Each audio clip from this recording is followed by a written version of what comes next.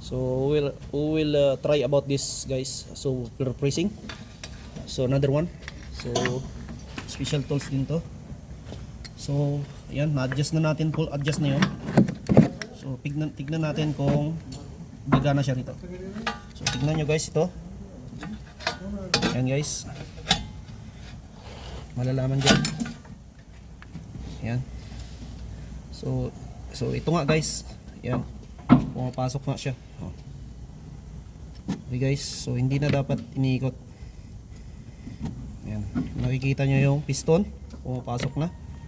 Ayan, so hindi na iniikot. Okay, so ito yung kailangan natin, press mo lang. So ayan na guys. So nakita nyo, ganoon lang kasimple. Okay. Ayan. So hindi na natin kailangan yung isang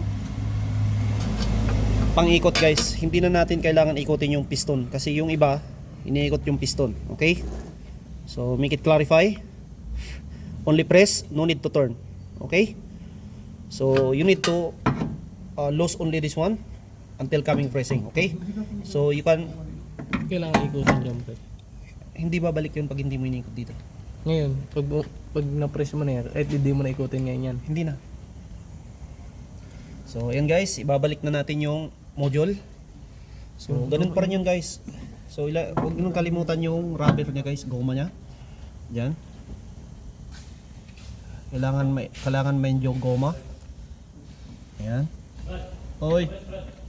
Ha? Sige, ayan. Oy! Sige lang. Ayan guys. So ibabalik na natin. Bigla ka lang to. Nag-vlog pa si Pops eh. Brad, bangis mo talaga, Brad.